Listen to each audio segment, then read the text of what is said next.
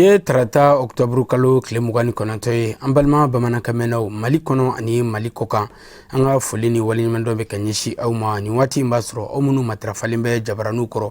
yasa aw bɛ se ka faamuyali sɔrɔ TV Serifila bamanankan kunnafoniw na minnu bɛna walawalali kɛ aw ye Mali kunnafoniw ani diɲɛ fan wɛrɛ taw la an b'a fɔ n'an ko nin y'a kuma seli bakuruba kunnafoniw na octobre kalo tile 29 o jatelen bɛ diɲɛ kurukara bɛɛ lajɛlen bolo k'a ta ka kɛ bana jugu dɔ kɛlɛli ye diɲɛ kɔnɔna na bana min n'an b'a wele ko AVC.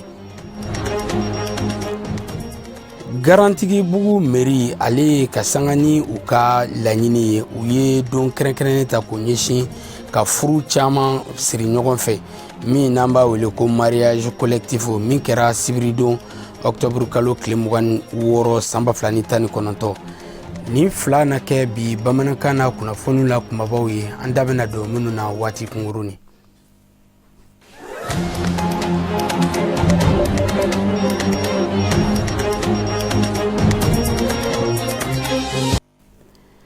An b'a fɔ n ko bisimila TV Serifila bamanankan kunnafoniw kɛnɛ kan.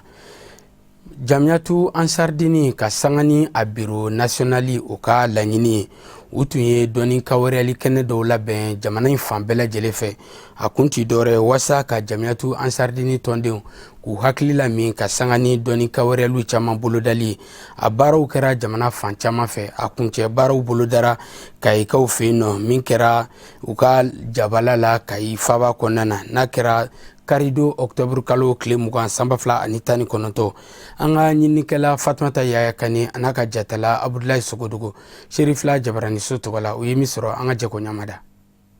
Nin kalanbulon min ni a labɛnna Alisilamɛya dɛmɛtɔn Ansar ɲɛmayaso fɛ ka bɔ Mali jamana kɔnɔ ka ɲɛsin tɔnden dɔw ma kɛrɛnkɛrɛnnenya na tɔn marabagaw ani tɔn wari labaarabaw Alisilamɛya dɛmɛtɔn Ansaru ka bɔ Kayi marabolo kɔnɔ olu ta kuncɛli baaraw kɛra kalanbulon in kuncɛli kɛra nimisiwasaw caman ye kalanden ninnu bolo barisabu ka da kan u ka bonyamaseginkanw kɔnɔna na u y'a jira k'a fɔ k'olu nimisi wasalen don ni Alisilamɛya dɛmɛtɔn Ansar ɲɛmayaso ye Mali jamana kɔnɔ ni o ye ADN Mali ye ka sanga ni u ka nin hakilina ɲuman in bolodali ye ni o tɛ dɔwɛrɛ ko fɔ tɔn ɲɛtaga yɛrɛ sira kɔ u ye tɔn min sigi a kan fɛnɛ k'a fɔ ko kalankaramɔgɔ minnu ni olu tun sugantira nin baara in kama ko olu y'u seko n'u damajiraw bɛɛ lajɛlen kɛ wa u b'a yira k'a fɔ ko faamuyaw sɔrɔla baara bolodalen ninnu kan u ma ɲina ka bonyamasegin foliw an'u ka kanu kurakuraya k'a ɲɛsin an fa n'an karamɔgɔ ma Seyidi Sherif Usman Madani Aidara ani a ka denbayaw bɛɛ lajɛlen ni kalanden 39 ka bɔ Kayi marabolo kɔnɔ Alisilamɛya dɛmɛtɔn Ansar kɔnɔ u y'a yira k'a fɔ ko dɔnniya sɔrɔlen ninnu u na t'o labaara tɔn yɛrɛ sabatiko ɲumanya siraw kan. Ne yɛrɛ bɛ yɔrɔ min na sisan n kɔntannenba de don m'an ka formatɛriw fo vraiment nisɔndiyara an tun tɛ min dɔn an y'o dɔn défaut min b'an na u y'o bɛɛ ɲɛfɔ an ye a bɛɛ corrigera bi alhamdulila an nimisi wasalen don an bɛ foli lase bɛɛ lajɛlen ma. N b'a ye min fɔ bureau national ye u k'u jija u ka continuer nin fasugu fɛ a ka ɲi kosɛbɛ quoi mais a kana dan section dɔrɔn ma u ka jigin hali sous section ni comitéw bɛɛ la quoi pour que ka se ka nin formation ɲɔgɔn caman kɛ a bɛ ɲɛtaaba de di an ma. An ye faamu caman sɔrɔ a la ka da an ka baaraw tagacogo kan a ɲana a diyara an ye kojugu wala an bɛ dugawu de kɛ ni sigida bɛɛ ka se ka nin sɔrɔ bɛɛ ka se k'a faamu a bɛ ɲɛtagaba d'an ma baara kɔnɔna la ala b'a dɔn ni i bɛ fɛn kanu n'a ɲɛ ma f'i ye i bɛ fili mais n'a ɲɛfɔr'i ye a ka ca Ala fɛ Ala b'i dɛmɛ a la an bɛ Ala fo k'Ala barikada a la. Karamɔgɔ Aidara fo ko in bɛɛ sababu y'ale de ye ka tila ka dugawu kɛ Ala k'a mɛn kɔrɔ Ala k'a ɲɛ mɛn a la a kɛra n ye ɲɛmɔgɔ ɲuman ye Ala k'an yɛrɛ kɛ mɔgɔ ɲuman ye ka tɔn ɲɛmɔgɔ fɛnɛ fo olu mun hakili ɲuman sɔrɔ ka na nin baara in kɛ tɛna formation a kɛra dayɛlɛli an bɛɛ ma mɔgɔ de bɛ yen n'o ye formation in suit tiɲɛ yɛrɛ la a bɛna yɛlɛma don baaraw la ni Ala sɔnna ma. An ye mun ye formation na vraiment an ye bonya ni karama dɔrɔn de y'a la ani ɲɛta c'est formation ye fɛn da a bɛ komi a bɛ yelen de bɔ i ɲɛfɛ mun ka baaraw kɛcogo yira la k'u nɔgɔya i bolo quoi vraiment a kɛra ma ɲɛtaba ye a kɛra ma bonyaba ye wala formateur ninnu yɛrɛ vraiment u y'u kɔnɔnajɛ baara in u y'a dɔn et puis u y'a ɲɛ bɛɛ yira an na Ala fana sɔnna an ye faamu caman sɔrɔ a la et puis ni Ala sɔnna a bɛna kɛ ɲɛtaba ye an yɛrɛ ma Kayi yan ka kɛ ɲɛtaba ye tɔn yɛrɛ ma inchallah. kalanbulon min ni a tun bolola ka ɲɛsin alisilamɛya dɛmɛtɔn ansar tɔnden dɔw ma ADN Mali fɛ an bɛ aw ladɔnniya k'a fɔ ko a baara bolodalen ninnu bɛ kuncɛ ni alisilamɛya dɛmɛtɔn ansaru ta ye ka bɔ Kayi marabolo kɔnɔ. lakɔkɔli in hakilina taara ADN Mali ka lajɛrɛba tɛmɛnen senfɛ ni o ye congrès ordinaire ye. kalanbulon in baaraw kuncɛliw kɛra ni gafe kɛrɛnkɛrɛnnen dili ye u ma ni u ko ma ko cahier de participant ka taa se jɔnjɔnw ma ni o ye attestation ye ani jataw alisilamɛya dɛmɛtɔn ansaru jabala la Kayi marabolo kɔnɔ ni o ye u ka siège ye. silamɛya dɛmɛtɔ ansaru ka bɔ Côte d'Ivoire jamana kɔnɔna na u ye u ka sigiliba balen kɛ n'o ye convention extraordinaire min kɛra dɔgɔkun laban in na. sigili a kun tun tɛ dɔwɛrɛ yaasa u ka ɲɛfɔli kɛ baaraba minnu kɛr'u fɛ kalo 4 tɛmɛnen kɔnɔna na ani mawuludu n'o ye an kuntigi Mahamadu kisi ni nɛɛmaba ye ale ka bange ni ɲaɲanu o min bɛna boloda waati nataw la Mali jamana kɔnɔ ani Côte d'Ivoire jamana kɔnɔna na. u da sera nin bɛɛ lajɛlen ma u ka sigili balen senfɛ. a kɛra an ka ɲinikɛla Jakarija Danbele ɲɛna an ka jɛ k'a ka sɔrɔlenw ɲamada. ni ladalasigi min bolodala silamɛya dɛmɛtɔn ansaru fɛ Côte d'Ivoire jamana kɔnɔna na n'an ko ma convention o min sen fɛ tɔndenw bɔra jamana fantan 4 fɛ walasa ka se ka talikɛ baara ninnu na. hakilina caman de bɛ minnu sera ka ta ka don ba la min bɛ talikɛ wulikajɔw la. fɛɛrɛ dɔw taara ka bila sen kan minnu b'a to Côte d'Ivoire den minnu bɛna mawuludu kɛ Bamako yan baaraw kɛlen ka se ka nɔgɔya u bolo. min fana bɛ tali kɛ Alakira Mahamadu kisi ani nɛɛmaba ye ale ka bange ɲaɲalu baaraw la Côte d'Ivoire jamana kɔnɔna na. décembre tile 14 ani a tile 15 san 2019 a baara ninnu bɛna taa sigi ye Stade Félix Houphouët-Boigny kɔnɔna na ni an karamɔgɔ a Seydi Cherif Ousmane Madani Aidara ni ale bɛna taa a wajuliw ɲɛnamaya. an ma ladɔnniya ka bɛn ni o baaraba in ye ko labɛn ni jɛkulu dɔ bilala sen kan min bɛna ni baara labɛnw bɛɛ lajɛlen sabati. an ka ɲɛmɔgɔ k'an wele k'an ɲɛna convention ba la n'o ye lajɛnba ye Côte d'Ivoire ansar bɛɛ bɛ ɲɔgɔn sɔrɔ min kɔnɔ kana hakilinaw falen kana ɲɛmɔgɔw lamɛn ka hakilinaw falen n'o ye. alhamdulillah ɲinanta kuma o bɛ boli mawuludu kan min bɛna kɛ an karamɔgɔba fɛ Mali la comme an degeni b'o la cogoya min na. ɲinanta an y'a lɔn k'a fɔ jamakuru ni jamakuru de bɛna bɔ yan kari ni mɔbiliw ni bolifɛnw bɛɛ lajɛlen hali avion na k'a ɲɛsin an karamɔgɔ ma. o kɔfɛ an yɛrɛ fɛ yan ɲinan Côte d'Ivoire n'Ala sɔnna an karamɔgɔ bɛna se an fɛ yan kana mawuludu ɲɛnamaya. o nisɔndiya de bɛ tɔndenw bɛɛ lajɛlen na déjà an b'a fɔ k'a barikada hali bi an b'a ɲini Ala fɛ Ala k'a n'a sabati Ala k'a n'a dɛmɛ Ala k'a n'a latanga. vraiment an kɛ bɛ ka nin labɛn kɛ ani chose an ɲɛmɔgɔ ye minnu fɔ an ɲɛna min ye convention ta ko ye ani karamɔgɔ nali la an musow bɛ labɛn an bɛ fɛ ka labɛn dɔ de kɛ ka mɔgɔw dɛmɛ ani ka lɔnɔw kɔnɔ ka an ka karamɔgɔw kunbɛn. an laɲini ye min ye ka se ka jamakulu dɛmɛ ka diinɛ dɛmɛ. an ka laɲini fana ye min ye ka se ka lɔnnaw bonya k'o beriberi. musow kɔni nisɔndiyalen bɛ min na karamɔgɔ ka nali na parce que a bɛ ko caman sabati jama kan a bɛ ko caman sabati jamana kan a bɛ jamanadenw fana hakili sigi silamɛya tagabolo kan a bɛ jamanadenw fana ni siran Ala ɲɛ fana k'o bɔ da kelen fɛ k'o don da kelen fɛ. kabe ɲinan san daminɛna ni Ala sɔnna ma convention fɛn fɛn kɛra an b'a bɛɛ lajɛlen kɛnɛ kan an b'a bɛɛ seereya tiɲɛ yɛrɛ la baara bɛɛ taacogo ka ɲi a bɛɛ laban ka ɲi parce que sɔsɔliw tɛ yen nɔ k'a fɔ k'a bɛna ɲɔgɔn sɔsɔ kɛnɛ la wa. min bɛ tali kɛ sɔrɔ ko binaku la kunnafoniw y'a yira k'a fɔ fédération ansardine internationale ale tun ye musaka min bi Côte d'Ivoire jamana kunna kɛrɛnkɛrɛnnenya u ka bureau national k'o sera ka o musaka in bɛɛ lajɛlen sara fo ka tɛmɛ o de kɛra nisɔndiya ye sigi nabaw la. an bɛ yɔrɔ min na bi au niveau financier an bɛ 77% na bi an bɛ yɔrɔ min na bi donc alhamdulilah ɲinan kɔni an nisɔndiyalen de bɛna taa mɔgɔw la an fari fununen vraiment ka taa yira karamɔgɔ la ko a ye dugawu min k'an ye salon a minɛna ka taa dɔwɛrɛ ɲini kana fara kan inchallah ni Ala sɔnna ma Côte d'Ivoire projet bi national bolo ka se international ma tɔndenw kɔni filɛ ka fari min ta vraiment sika foyi t'a la laɲini a bɛɛ lajɛlen bɛ sabati. ko nafili foyi tɛ an na ɲinan ka taa mɔgɔdu la sabu fédération bɛɛ lajɛlen ye an jigimafa section y'an jigimafa sous-section y'an jigimafa an balakaw fana alhamdulilayi o nana ka bɔ fédération 20 bɛɛ lajɛlen kelen-kelen bɛɛ lajɛlen na. o kɔfɛ karamɔgɔ ye wajulikɛla muso mun ɲini an fɛ n'o ye an balakaw ye Ala sɔnna an ye formation kɛ alhamdulilayi an ye 2 recruter olu fana bɛna taa mawulidu ɲɛnamaya ni an ye an karamɔgɔ fɛ yen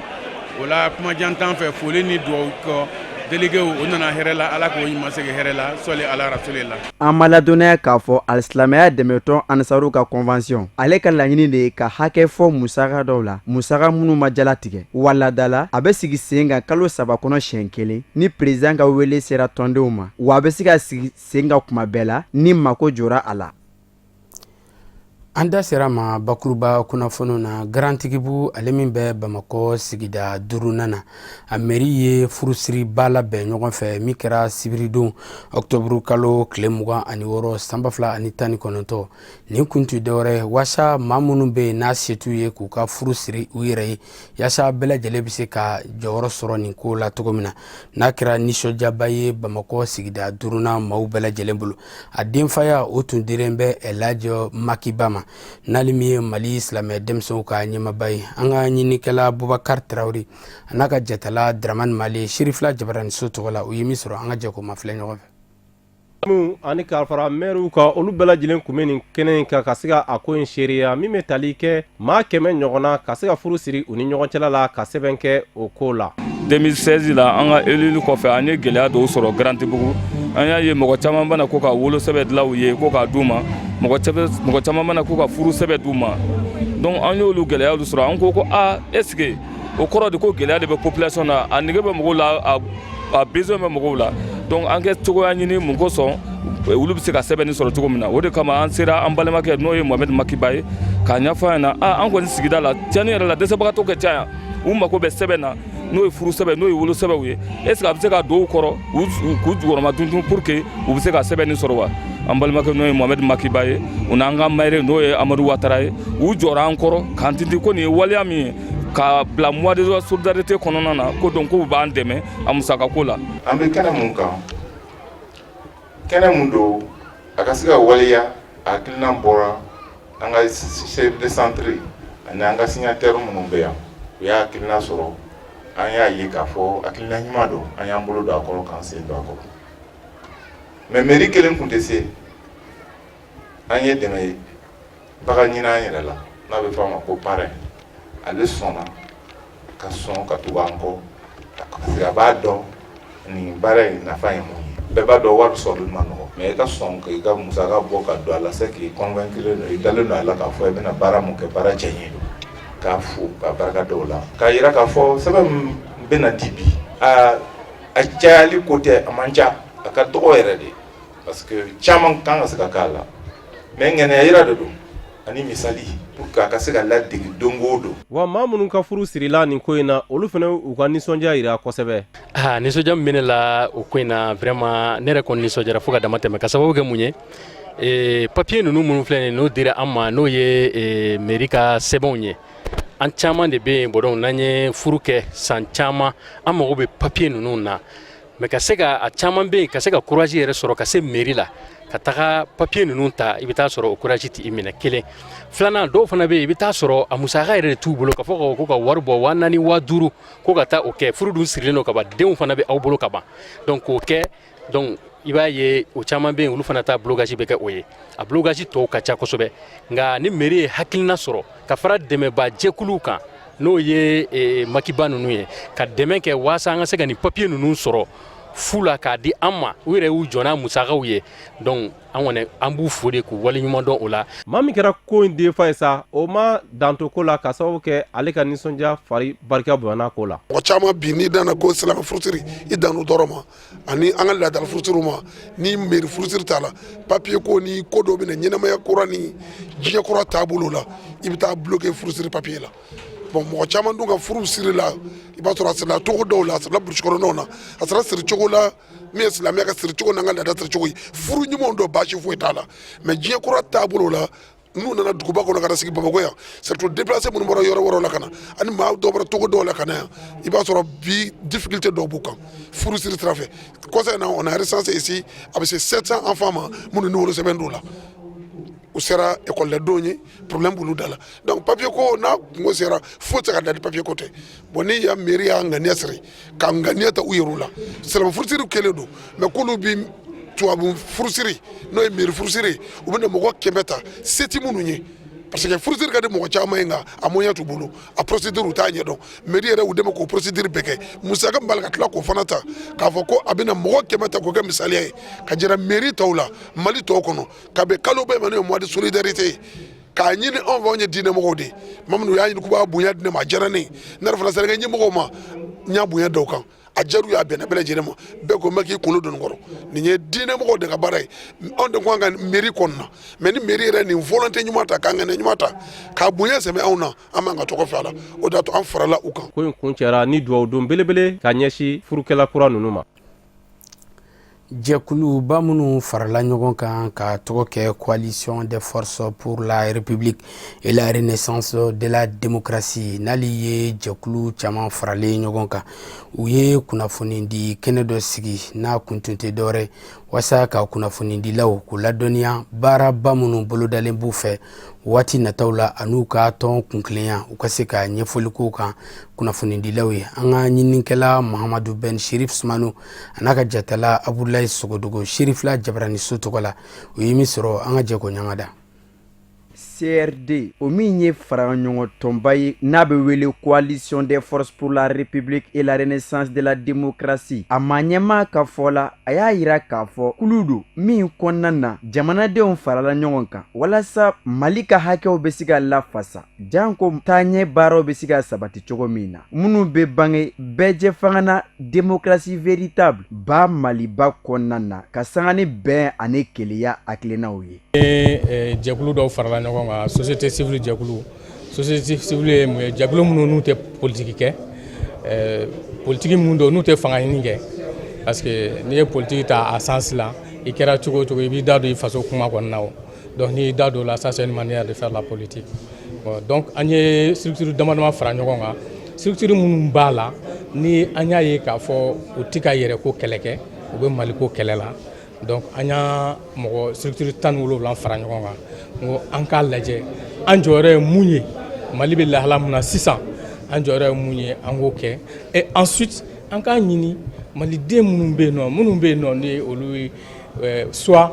mouvement démocratie y'a sɔrɔ i fitinin don soit i wolola démocratie kɔfɛ an ko an k'an tɛgɛ di ɲɔgɔn ma k'a yira cɛkɔrɔba ninnu na k'u ta kuma sera ni bɛ ka bɔra ye olu kɔni tɛna tun fiyewu u ko bulukungolo la olu tɛna fiyewu. La nouvelle génération va prendre la relève et c'est ce combat qui a démarré aujourd'hui et la conférence de presse s'inscrit dans ce cadre-là. Ni baara ninnu kɛra waati kɛrɛnkɛrɛnnen ye coalition maa ɲɛmaa bolo a ka welewele da ka ɲɛsin bɛɛ lajɛlen mɔ janko Mali kanu bɛ minnu na walasa jamana in sini ɲɛsigi bɛ se yiriwa cogo min na ka sanga ni an ka bolodi ɲɔgɔn ye ɲɔgɔn mɔ ka ɲɔgɔn kanu ka sigikafɔ kɛ daamu ye walasa Mali ka kelenya ani bɛn bɛ se ka sinsin cogo min na. K'a fɔ wele selen b'i ma i mana kɛ yɔrɔ o yɔrɔ i bɛ Mali kɔnɔ i bɛ Mali kɔ kan bɛɛ k'a dɔn k'a fɔ ko dɔ kuma sera. O ko dɔ ti dɔrɛ ye koyi n bɛ segin a kan i bɛ ka mana taa i bɛ ka ni mɔgɔ mɔgɔ ye mouvement démocratique kɛ n'olu de da donna jamana in marali la ka na se bi ma an ko olu k'u lafiɲɛ bɔ ten sa comme u tɛna k'u yɛrɛ ma an de bɛna wuli k'an jɔ ka se an ka mɔgɔ an ɲɔgɔnna bɛɛ lajɛlen ma an b'an fanga fara ɲɔgɔn kan o kumana n'i bɛ ka taara don min na an b'a fɔ ko an minnu bɛ yan k'an bɛ kɛ président ye k'an bɛna président ɲini dɛ non mais an bɛ kɛlɛ de kɛ ka olu sen bɔ a la ka sɔrɔ ka kuma di Mali peuple ma u ka mɔgɔ ɲini mɔgɔ kura min bɛ Mali mara barisabu ninnu u tɛna foyi kɛ tugun u ma deli ka mun kɛ kuma laban o ye foli ye ka se aw bɛɛ lajɛlen ma ani maliyɛn bɛɛ lajɛlen ka segin a kan tuguni maliyɛn minnu bɛ Mali kɔnɔ ani Mali kɔ kan minnu bɛ aw mana kɛ yɔrɔ o yɔrɔ CRD coalition des forces pour la république et la démocratie Mali ko ni démocratie ko n'o kɔni bɛ mɔgɔ nin na aw ka comité directeur aw ka a sigili dabali tigɛ sani an ka se a bɛ se k'an wele an ka éléments bɛ presse la o mana aw fɛn fɛn sɔrɔ aw b'a dɔn a b'an sɔrɔ cogo min na o de ye kuma ye n bɛ mun fɔ ka ɲɛsin bɛɛ lajɛlen ma. An ma ladɔnniya k'a fɔ CRD coalition des forces pour la république et la renaissance de la démocratie faraɲɔgɔnjɛkulu don min kɔnɔna na plateforme b'a kɔnɔ tɔnw caman b'a la fo ka taa se mouvement ma. don kɛrɛnkɛrɛnni min talen bɛ diɲɛ kuru kala tɔgɔla tɔnba fɛ n'o ye Nations Unies a ka bolofara min ɲɛsinin bɛ kɛnɛyako sabatili ma diɲɛ kɔnɔ n'o ye Organisation mondiale pour la santé ale ye don kɛrɛnkɛrɛnni ta n'o ye octobre kalo tile 29 k'o kɛ don ye ka ɲɛsin ni bana cɛjugu kɛlɛli ma n'an b'a wele ko dusukunbana walima AVC walikana o don kɛrɛnkɛrɛnni a ɲɛnɛmayara jamana in fan caman fɛ kɛrɛnkɛrɛn an ka ɲininikɛla Sadio Sidibe ani Ibrahima Kulibali olu ye ɲɛɲini k'a ko kan an ka jɛ ka ɲamadu ka sɔrɔ lɔ fɛ. I n'a fɔ ladalako la san o san octobre kalo tile 29 ale jate minɛlen don k'a kɛ don kɛrɛnkɛrɛnnen ye ka ɲɛsin AVC kɛlɛli ma diɲɛ kurukara bɛɛ lajɛlen kɔnɔ. Jateminɛw y'a jira k'a fɔ ko ni bana lakodɔnnen ko a kɔlɔlɔ ka bon kosɛbɛ wa dɔ bɛ dɔ la bana min don bana cɛjugu don a bɛ se k'i kɛ maa lujuratɔ ye walima k'i fari fan dɔ bɔ baara la min ka jugu n'o bɛɛ lajɛlen o ye saya ye a ka teli o de fɛ kosɛbɛ. AVC a cause ka ca dɔɔni mais AVC a cause principale yɛrɛ min ye o ye patient minnu bɛ yen banabaatɔ minnu bɛ yen nɔ ni tension b'u la n'u tɛ fura ta normal la donc a dɔw la a ka ca fɛ ala fɛ o caman bɛ kɛ AVC kɛ ani mɔgɔ minnu bɛ yen nɔ ni cigarette ka don i bɛ cigarette min kosɛbɛ. Voilà, donc a teli k'olu sɔrɔ kosɛbɛ mɔgɔ minnu bɛ yen n'u bɛ planning ninnu utiliser a dɔw la caman bɛ a dɔw bɛ AVC kɛ mais olu man ca kosɛbɛ voilà olu ye muso ye AVC fɛɛrɛ b'an na k'a kunbɛn a fɛɛrɛ fɔlɔfɔlɔ ye min ye ni tension minnu na an b'a f'u ye ka gɛlɛya donc tension minnu na k'u ka fura ta normal la tension a mana na normal la cogo o cogo hali ni tension na 12 la donc i bɛ gɛlɛya ka fura ta o de ka ɲi sinon n'i ye fura bila dɔrɔn ka tile 1 tile 2 kɛ dɔrɔn tension bɛ se ka bali ka yɛlɛ n'a dun yɛlɛla dɔrɔn a bɛ tiɲɛni kɛ o ye fɔlɔfɔlɔ ye filanan ye min ye donc mɔgɔ minnu bɛ yen n'u bɛ cigarette min i ka cigarette min dabila o cigarette n'a a mɛnna donc a joli sira minnu bɛ yen nɔ a bɛ jouer olu de kan donc n'i y'a jouer o kan dɔrɔn d'emblée i bɛ se ka AVC kɛ. AVC yɛrɛ ne tɛ dɔgɔtɔrɔ ye mais n ka maa caman bɛ yen minnu delila ka AVC kɛ n'an taara dɔgɔtɔrɔso la a traitement a n'a girinkajɔ ka gɛlɛn et puis AVC furakɛli a b'a demander dɔgɔtɔrɔ fɛ hakilisigi dɔ ani minɛn dɔw ani fura dɔw donc a ka kan an bɛ don min na i ko bi an ka Mali kɔnɔ AVC tɔ cayara u ka dɔgɔtɔrɔso kɛrɛnkɛrɛnnen sigi min bɛ a bana tigilamɔgɔw furakɛ min bɛ bana in yɛrɛ kunbɛn n'a nana ka tigilamɔgɔw furakɛ o furakɛlen kɔfɛ u bɛ dɛmɛ cogo min ka u bila o siraw kan o bɛ kɛ sababu ye ka ko caman nɔgɔya AVC n bɛ min dɔn a la n tɛ dɔgɔtɔrɔ ye o ye de k'a fɔ joli vitesse ni o cayara joli sira ma a bɛ se ka kɛ sababu ye joli bɛ sira bila ni joli ye sira bila a bɛ mɔgɔninfin ɲɛnamini k'i bɔ k'i bin. Nin don kɛrɛnkɛrɛnnen okumu kɔnɔna na a ka kan hakilijakabɔw ka kɛ ka ɲɛsin nin bana kofɔlen in ma misɛli minnu b'a la kodɔn buna hadamaden na k'i fari fan dɔ faga walima salabagatɔya ani k'i fari giriɲɛ i kan a nacogo ka ca boni hadamaden na a bɛ dɔw ka kumako yɛrɛ gɛlɛya walima ka ɲɛfiɲɛ lase boni hadamaden dɔw ma olu n'a ɲɔgɔnna wɛrɛw caman minnu jate minɛla kɛnɛya tigilamaw fɛ walasa ka nin bana kofɔlen kunbɛn. n'a fɔra ko AVC kunkolo joli sira a bɛ jouer kunkoloso de kan bon n'a jouera kunkoloso kan sisan AVC dɔ bɛ yen nɔ u b'a fɔ ma ko AIT o ye accident ischémique transitoire ye c'est-à-dire kunkoloso kɔnɔna i b'a sɔrɔ joli sira dɔ bɛ éclater mais a fanga tɛ bonya kosɛbɛ donc n'a fanga ma bonya a dɔw la tigilamɔgɔ bɛ se ka récupérer en 24 heures i b'a sɔrɔ tile kelen kɔnɔ sisan a b'a sɔrɔ a tigilamɔgɔ fankelen bɛ se ka tigɛ kelen bɛ se ka sa sisan mais yanni 24 heures cɛ donc a b'a récupérer quoi accident wɛrɛ fɛnɛ bɛ yen nɔ u b'a fɔ ma ko accident hémorragique o ye kunkolo sɔrɔ joli sira mana ci sisan joli bɛ caya kunkoloso kɔnɔna la très généralement k'a daminɛ san 15 la ka yɛlɛ olu caman de bɛ AVC kɛ voilà donc par exemple an ka daminɛ denmisɛnninw na sisan minnu bɛ yen dɔw bɛ yen n'u bɛ contraception kɛ dɔw bɛ AVC kɛ minnu bɛ planning dɔw utiliser dɔw bɛ AVC kɛ o la a b'a fɔ ni planning utiliser i b'a jateminɛ k'a lajɛ ni planning min ka kan pour que i ka se k'o kɛ. an kɔni b'an balimaw dɔ ye ko tension de y'u bin bon tension donc o de ye AVC ye nɔ ye ayiwa an minnu ye jama ye kunnafoni bɛrɛbɛrɛ t'an bolo a ko la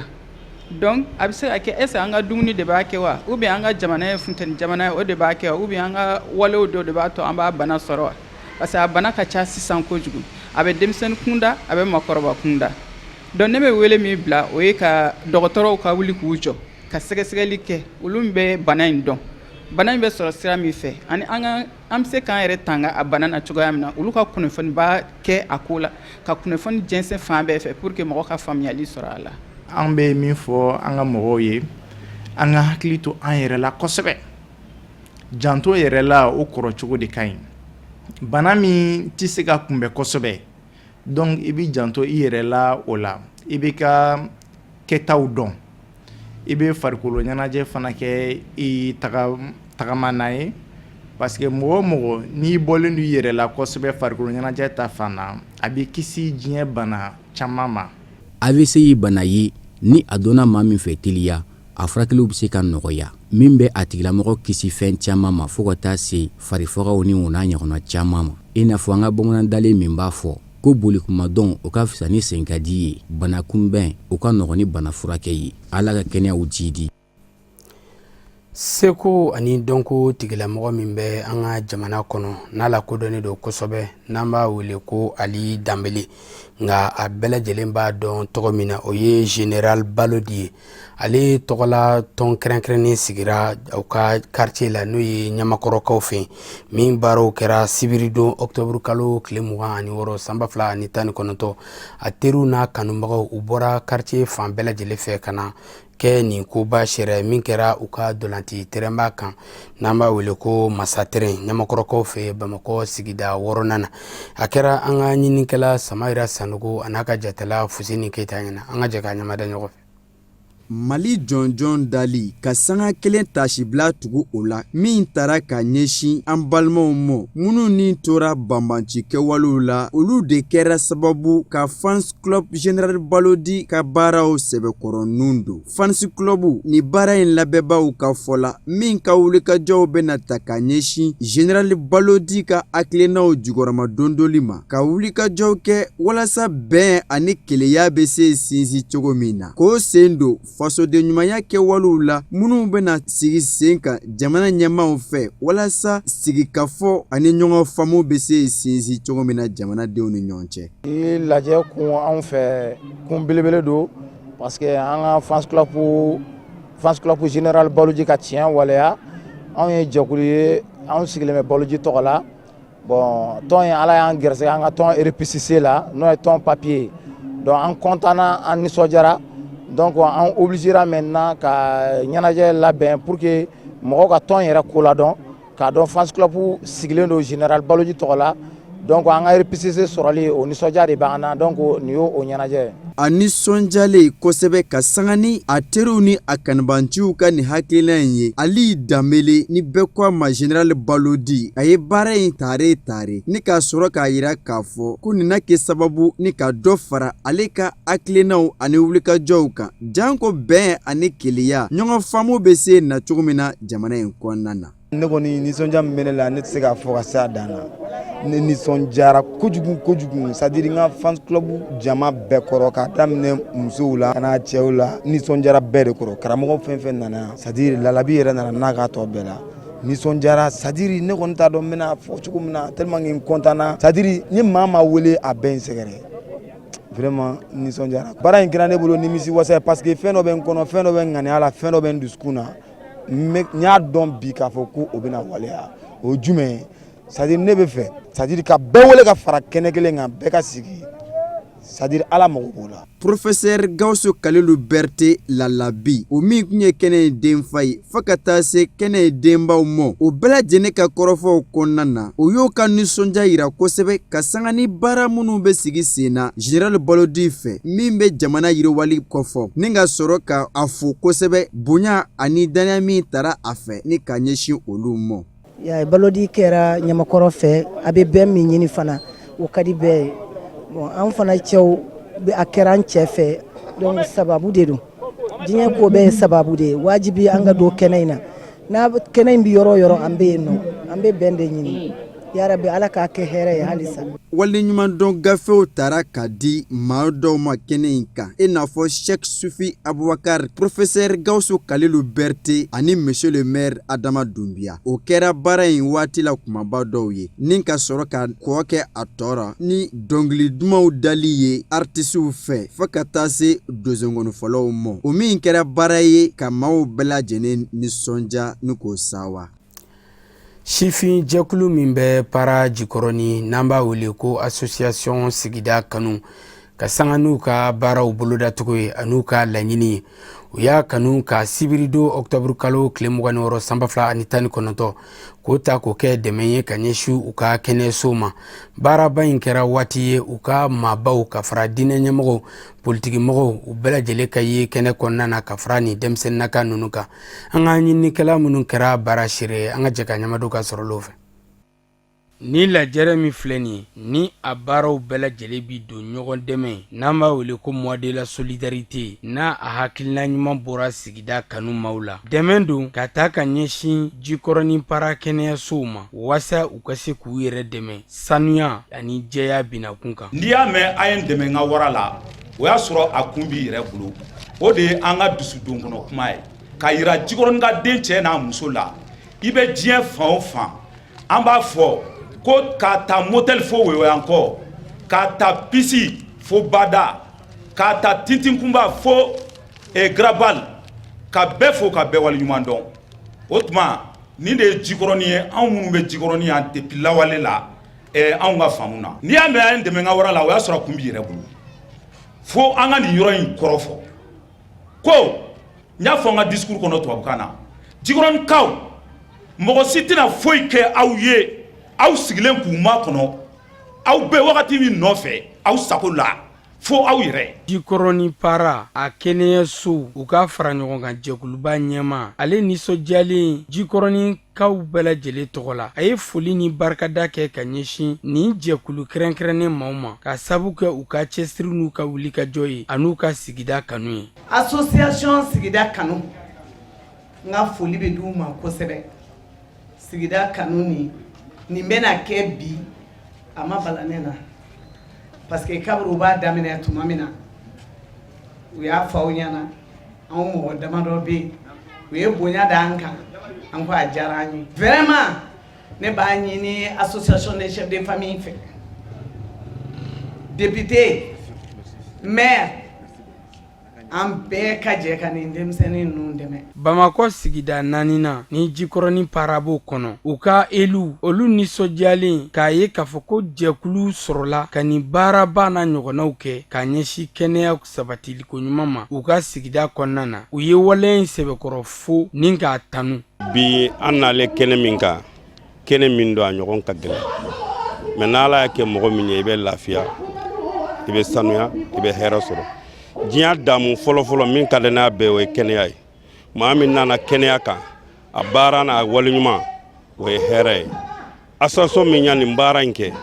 o y'an wele a kɛnɛ kan k'an ka n'a lajɛ k'a superviser n'a sɔrɔ n'u ka baara n'a cɛ ka ɲi wala n'a cɛ man ɲi. an nana sɔgɔmada in na jikɔrɔni CSCOM kɔnɔ an nisɔndiyalen don an nana association min bɛ jikɔrɔni para yan nɔ ko jikɔrɔni para sigida kanu an nana olu ka welewele de la u ye sera ka fara ɲɔgɔn kan k'u association k'a bila ka initiative ba ta ka ɲɛsin u ka quartier de ma donc u ye minɛn dɔw sɔrɔ u ka dɔgɔtɔrɔso ye u nana k'u bɛn'o minɛn de di donc an nana o kɛnɛ kan an nisɔndiyalen don an ye minɛn ninnu ye an nisɔndiyara minɛn ninnu musaka bɔ mɔgɔ si kun a bɔra u yɛrɛ dama de kun parce que u ka tɔn in yɛrɛ b'o de fɔ a laɲini y'o de ko n'i y'a mɛn n'an dɛmɛ k'an ka wara faga ko y'a sɔrɔ a kunkolo b'u bolo olu y'a yira k'a fɔ o yɔrɔ la k'a fɔ ko mɔgɔ si tɛ se ka na jikɔrɔni dilan olu yɛrɛ place la. hakilina jiginna an bɛ aw ladɔnniya k'a fɔ ko ni dɛmɛ ninnu n'a musaka bɛɛ lajɛlen bɛ t'i jɔ sefaru miliyɔn 1 n'a nɔkanfɛn na n'a bɛɛ lajɛlen bɔra ni jɛkulu kɛrɛnkɛrɛnnen kɛsi kɔnɔna na a dɛmɛw bɛ taa eau de javel carton safunɛjiw ganw grésil raclette balɛw coton rouleau ani serviette paquet caman ni ka fara buluzuw kan n'a tilara jikɔrɔni para a kɛnɛyaso 3 ni ɲɔgɔn cɛ a baaraw kɛra waati kɛrɛnkɛrɛnnen dugudenw ani ni jɛkulu kɛrɛnkɛrɛnnen maaw bolo u ka se ka wele bila yaasa bɛɛ lajɛlen ka wuli ka dɛmɛ kɛ ka ɲɛsin u ka kɛnɛyaso ninnu ma. kafinɛ bacili bɛ farafinna ani diɲɛ fan wɛrɛ kibaruyaw lase aw ma.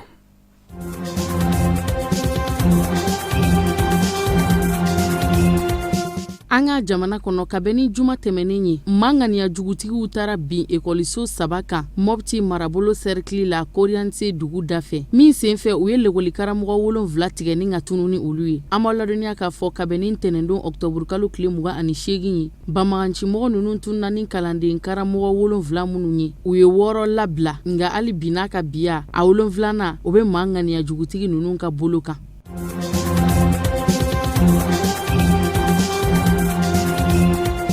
Burkina Faso jamana kɔnɔ ka bɛn ni dɔgɔkun tɛmɛnen fori waati ye sibiri su ka dugujɛ kari la bamagancimɔgɔw ye wulikajɔ cɛjugu wɛrɛ boloda ka ɲɛsin dugu kɔrɔyanfan ma min senfɛ a ka ca mɔgɔ 16 ye minnu bɔnɛna u niw na wulikajɔ in taara ka dugu min sɛgɛrɛ Pobe Mangao commune rurale Soum province kɔnɔ ka taa ni Burkina Faso jamana yɛrɛ kɔrɔyanfan fɛ yɔrɔw ye bamagancimɔgɔw ye wulikajɔ cɛjugu ta ka dugu min sɛgɛrɛ Burkina Faso kɔnɔ Pobe Mangao commune rurale ani Jibo dugu cɛ bɛ t'u jɔ kilomɛtiri 25 la wulikajɔ min ni a taara manganiya jugutigiw fɛ Burkina Faso jamana kɔnɔ ka bɛn ni sibiri su ye ka dugujɛ kari la jateminɛw y'a jira k'a fɔ ko bamagancimɔgɔw de ka wulikajɔ cɛjugu ye nin ye kumana min na ni wulikajɔ cɛjugu in bɛ boloda manganiya jugutigiw u labɛnnen ni maramafɛn cɛjuguw ye u nana cun dugu kɔnɔ ka bin dugudenw kan daninda min senfɛ u ye dɔw tigɛ ni ka tunu ni olu ye so kɔnɔnaw ma to bitigi kɔnɔnaw ma to u y'a bɛɛ lajɛlen dakari ni ka bitigi kɔnɔ minɛnw cɛ u sago n'u dungaw la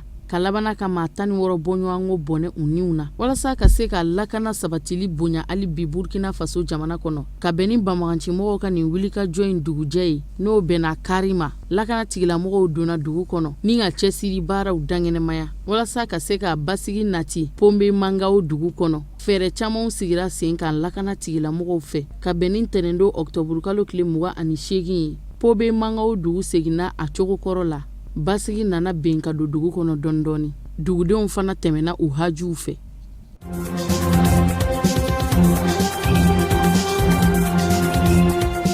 Ka bɛn ni san 2000 ani san 20 nata ye farafina cɛncɛnkan jamanaw la jamana 24 o jamana kɔnɔden hakɛya bɛna kɔrɔta ka tɛmɛ diɲɛ jamana caman wɛrɛw dugudenw kan jamana 21 olu ma hakɛyaw bɛna jigin ka tɛmɛ diɲɛ jamana tɔw kan o ye jateminɛ ye min sɔrɔla ka bɔ diɲɛ selegenani wari bomba Fonds monétaire international FMI ka lajɛrɛ senfɛ nin senfɛ jateminɛ kɛra farafina cɛncɛnkan jamanaw kunkan Côte d'Ivoire jamana faaba la Abidjan ka bɛn ni ntɛnɛndon octobre kalo tile 28 ye Fonds monétaire international FMI u ka baaraw laɲini na ko yani san 2000 ani san 20 cɛ ko dɔ ka fara farafina cɛncɛnkan jamana kɔnɔ denw hakɛyaw kan ni 7 kɔri 6 ye kɛmɛ sara la bawo san 2000 ani san 19 kɔnɔ o sɔrɔta kɛra kɛmɛ sara la 7 kɔri 2 ye o b'a jira k'a fɔ ko fɛn min laɲininen don FMI fɛ a ka baara bolodalenw kɔnɔ o ye dɔ farali ye dugudenw hakɛya kan ni k'o sɔrɔta kɔrɔta donna nata la ka bɛn ni san 2000 ani san 20 ye Fonds monétaire international FMI ka o rapport in kɔnɔna na ko fɛn min bɛ kɛ sababu ye ka duguw maa hakɛyaw dɔgɔya n'o kɛmɛ jɔrɔna ko ye bi k'o bɛ tali kɛ sɔrɔ ko lakana ko kɛnɛya ko ani waati cogoyaw kunkan diɲɛ wari bomba Fonds monétaire international FMI y'a jira k'a fɔ a ka gafe ninnu kɔnɔ ko walasa laɲiniw bɛɛ lajɛlen ka sabati ko a ka kan baara caman ka bila sen kan sanni san 10 cɛ bi ka se ka baaradaw bange k'u bila sen kan ka baara di jamana kɔnɔdenw ma kɛrɛnkɛrɛnnenya la jamanaw kɔnɔ taji bɛ se ka lasɔrɔ jamana minnu dugu jukɔrɔ.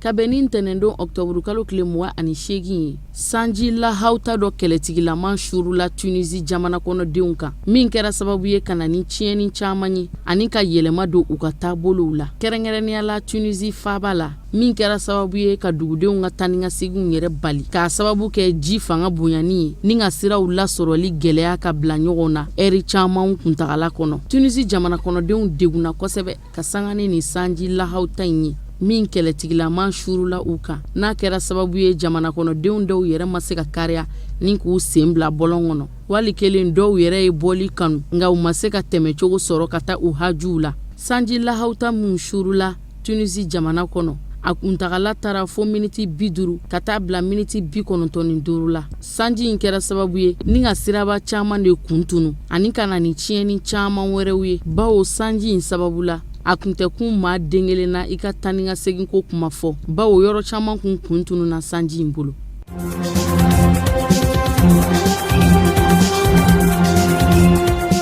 Kabiri ni juillet kalo tɛmɛnen dagabana sanji lahawta dɔ bɛ ka shuru ye. An bɛ don min na i n'a fɔ komi bi ka diɲɛ seleke naani tɔnba Nations Unies kamana gan kosɛbɛ bari sabu ka d'a kan Sudan du Sud jamana kɔnɔdenw na a bɛ taa se fo maa miliyɔn 1 hakɛ ma sanji in kasara n'a degun bonyana minnu ma kɛrɛnkɛrɛnnenya Sudan du Sud jamana kɔnɔ a marabolo minnu bɛ ka taalen kɔrɔyan fan fɛ ka digi tilebiyan fan kan a kasara barika bonyana olu kan kosɛbɛ dagabana sanji lahawta in bɛ ka kɛ sababu ye ka dankari kɛ buna adamadenninw na kosɛbɛ o de kama diɲɛ seleke naani tɔnba Nations Unies y'a kanu ko dɛmɛ kan ka kɛ maaw ye sanji in bɛ ka dandigi kɛ maa minnu na bawo ko ni sanji siya min ni a bɛ ka shuru tan ko ni ɲɔgɔn ma ye ɲɛ la a bɛ san 10 bɔ wa ko sanji baden min ni a bɛ ka shuru tan ko mɔgɔ ma jɔ kuma yɛrɛ dɔn fɔlɔ bawo a bɛ sɔn ka to senna fo dɔgɔkun caman bi kɔfɛ ka sɔrɔ an bɛ waati min na i n'a fɔ komi sisan ko Sudan du Sud jamana kun kan ka tilema de dadun nka a bɛra ta samiya tɔ bɛ adamadenya dɛmɛtɔn caman bɛ yen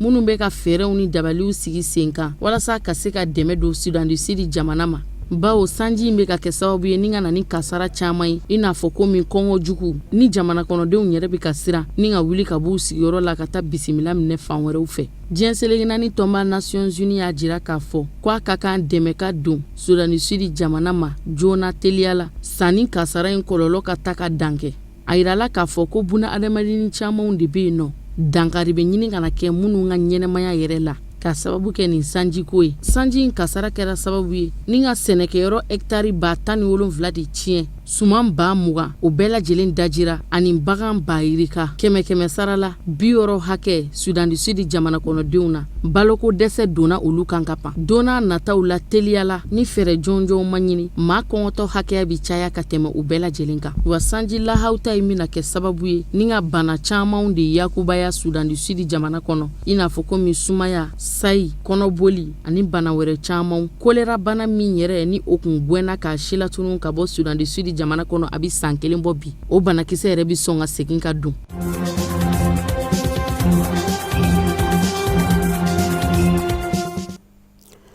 bi bamanankan kunnafoni bɛ kuncɛ ni laseli min bɔra minisiriso min ka baara ɲɛsinen bɛ diinɛko ani ladalako ma an ka jamana kɔnɔna na n'o ye ministère des affaires religieuses et du culte u k'u b'a da alisilamɛ bɛɛ lajɛlen tulo kan ka sanga ni kulu min sigira an ka jamana kɔnɔ n'u ka baaraw ɲɛsinen bɛ kaloko lahalɛw ma u k'u b'a da bɛɛ lajɛlen tulo kan ko donba kalo walima mawuludu kalo ko a ma ye jamana in fansi fɛ octobre kalo tile 28 san 2019 o kadara kɔnɔna na mawuludu kalo walima donba kalo ko bɛ ɲɛnamaya Mali fan bɛɛ lajɛlen fɛ arabadon octobre kalo tile 30 san 2019 a bɛ kɛ Mali fan bɛɛ lajɛlen fɛ ka sanga ni o waleya ye mawuludu n'o ye an kuntigi Mahamadu kisi ani nɛɛma ba ye ale ka bangeni o bɛ kɛ kalo tile 12 don walima karidon novembre kalo tile 10 san 2019 a denkundi ko bɛ bɛn sibiri novembre kalo tile 16 san 2019 a bɛ ɲɛnamaya Mali fan 14 bɛɛ lajɛlen na nin laseli in bolonɔbilara minisiri a ka ɲɛma danga min bɛ yen n'o ye secrétaire général Tumani Sangare ale y'i bolonɔbila ni sɛbɛn na faamuyaliko ɲuman bɛɛ lajɛlen ko sɔrɔ ni laseli in na o fana bi dansiri bi bamanankan kunnafoni sɔrɔlo na min na bɛnna kunnafoni di so ɲamayaso fɛ ka lasaw ma ka kɛɲɛ ni nin kuma ye aw ni ce aw ka ɲamadali fɛ laseli wɛrɛ ani Mahamadu Ben Sherif Sumano bɛ ɲɔgɔn sɔrɔ aw k'an bɛn